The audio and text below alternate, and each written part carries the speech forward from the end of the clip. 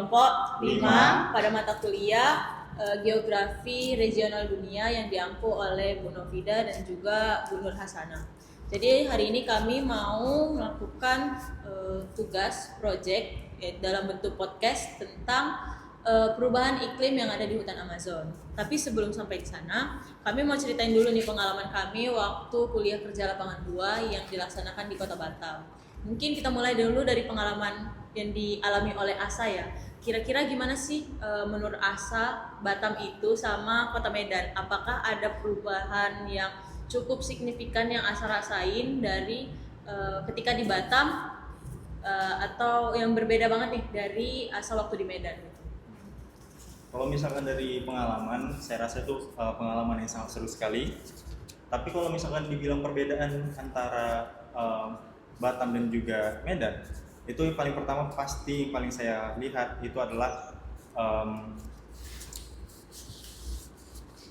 sungai-sungainya itu berwarna biru rata-rata, berbeda dengan yang ada di Medan itu berwarna cosu. Coklat susu ya. Ya.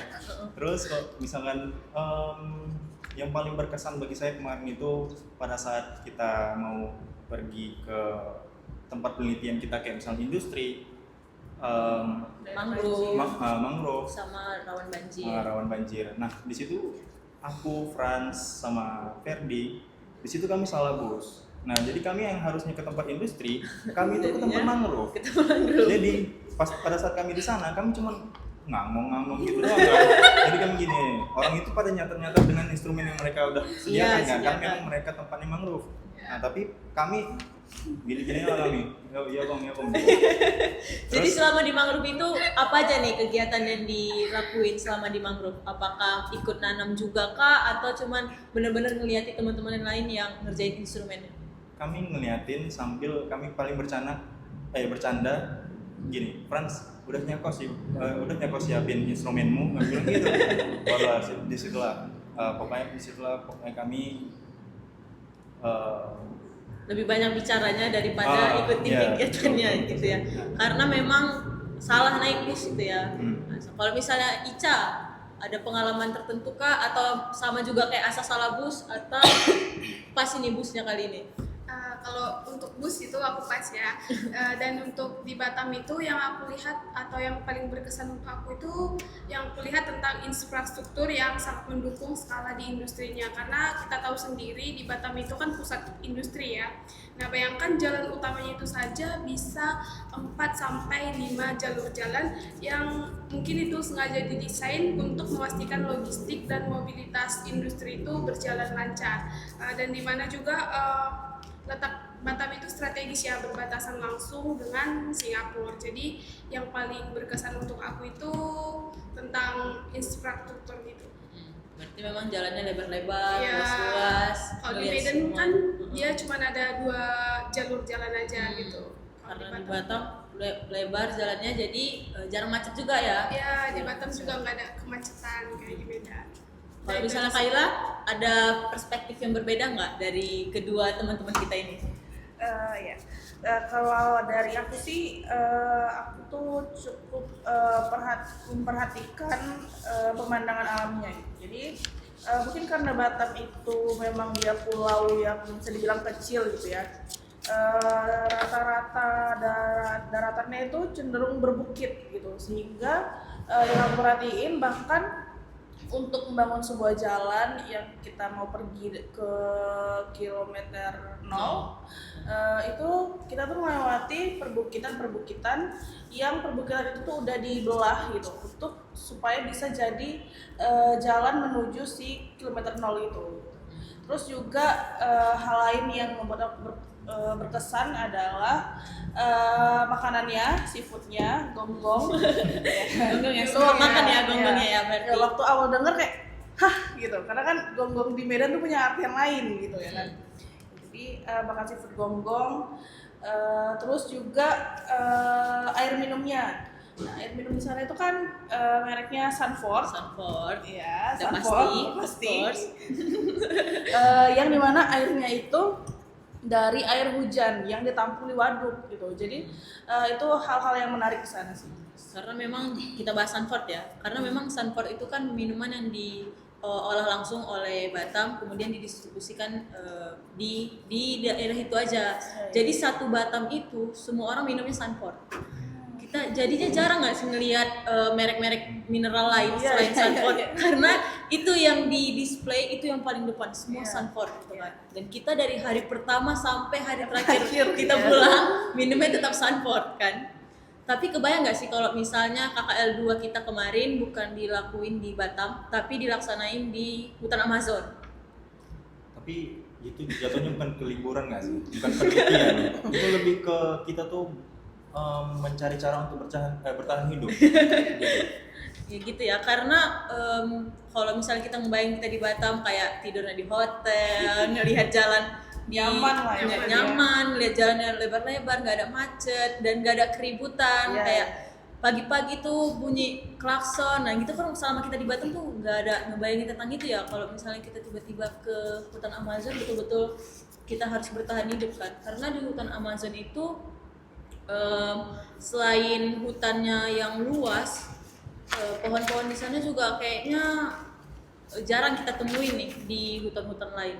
Iya. Terus juga fauna dan floranya itu juga unik-unik dan juga ukurannya tuh besar-besar gitu. Bahkan bisa hitungannya raksasa ya, besar-besar lagi. Ya, karena Amazon itu juga bukan cuman hutan biasa, luasnya itu bisa lebih dari 6 juta kilometer persegi yang tersebar di 9 negara. Nah, yang bikin dia spesial itu adalah kemampuannya menyerap karbon dioksida dari udara dalam jumlah yang luar biasa. Nah, dia itu para ilmuwan juga itu memperkirakan hutan ini bisa menyimpan sekitar sampai 154 miliar ton karbon.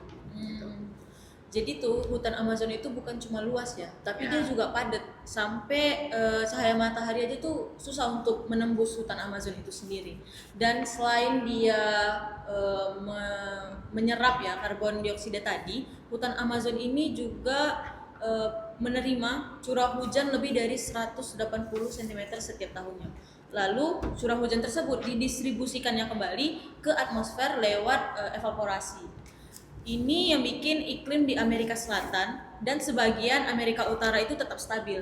Jadi orang-orang tuh sering bilang kayak hutan Amazon itu selain karbon sink terbesar, mereka juga pompa air raksasa untuk benua Amerika sendiri. Jadi kalau misalnya kebayang nggak sih kalau misalnya Amazon itu rusak, bagaimana kacaunya iklim-iklim yang ada di seluruh dunia ini? Pasti parah sih ya, karena hutan Amazon itu juga bisa dibilang paru-paru dunia ya. Iya benar.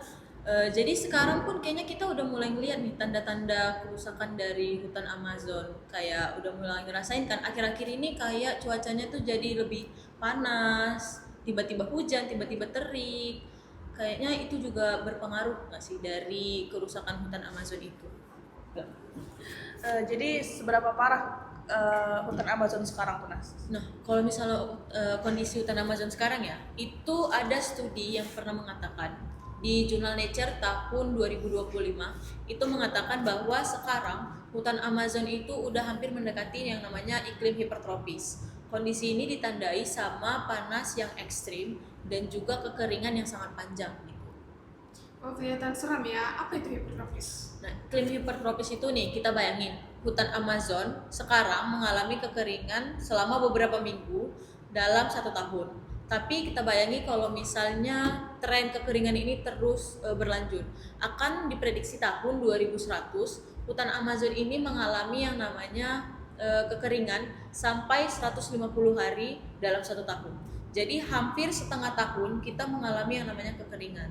Dan hal ini sebenarnya udah pernah kita alami, tapi 10 juta tahun yang lalu gitu. Itu berarti sama kayak artikel yang aku baca dari PBB Indonesia, yang dimana emisi karbon sendiri itu dapat meningkatkan suhu global, dan diprediksi juga itu pada akhir abad ini itu suhu bumi meningkat menjadi 4,4 derajat Celcius. Jadi panas ekstrim dan juga kekeringan ini juga berdampak langsung nih sama pohon-pohon yang ada di hutan Amazon gitu kan. Jadi kalau misalnya panas dan juga kekeringan, pohon-pohonnya itu pasti akan mengalami yang namanya kematian massal. Karena hal ini juga udah sejalan dengan data yang beredar ya di internet sekarang, bahwa sudah meningkat sebanyak 55% tingkat kematian pohon yang diakibatkan oleh kekeringan ekstrim dan juga panas ekstrim seperti sekarang ini gitu. Dan itu diperparah juga sama deforestasi yang disengajakan, karena aku pernah baca berita kebakaran di tahun 2024 dan itu adalah kebakaran yang merupakan kebakaran yang sangat buruk. Kalau nggak salah di tahun 2024 itu Amazon mengalami kebakaran hutan terparah sejak 2005, tapi hanya di Brazil saja itu lahan yang dimakan oleh kebakaran hutan tadi itu sebanyak 28.000 km persegi, dan sepertinya memang kebakaran tersebut itu diduga disengaja untuk membuka lahan. Berarti dari panjangnya tahun 2005 sampai dengan 2024 itu kebakaran inilah yang paling parah gitu ya, karena 28.000 hektar yang termakan habis oleh efek dari kebakaran ini. Nah, kita udah ngebayangin bahwa pohon-pohon banyak yang mati itu akan berakibat langsung sama penyerapan dari gas dari karbon dioksida, karena tadinya yang awalnya 154 miliar, kemungkinan jika ada kebakaran hutan ataupun kematian pohon secara massal itu berakibat fatal sama penyerapan karbon yang ada di dunia gitu ya. Karena ini juga sejalan sama penelitian yang dikeluarkan oleh jurnal Nature tapi tahun 2024. Diperingatkan bahwa antara 10 hingga 47% hutan Amazon itu akan mencapai titik krisis. Nah, titik kritisnya ini diprediksi akan terjadi pada tahun 2050 gitu. 2050, berarti sekitar 24 tahun lagi dari sekarang? Ya, 24 tahun lagi kita kemungkinan akan berhadapan langsung nih sama titik krisis dari hutan Amazon itu gitu. Nah, makanya para ilmuwan dan para pemerintah-pemerintah di dunia itu udah wanti-wanti nih ke kita untuk menahan laju dari peningkatan suhu global itu yang tidak boleh lebih dari 1,5 derajat Celcius tuh suhunya gitu. Dan bahkan suhu global saat ini yang 1,5 derajat Celcius ini aja itu tuh udah lebih hangat daripada tahun 1800-an gitu.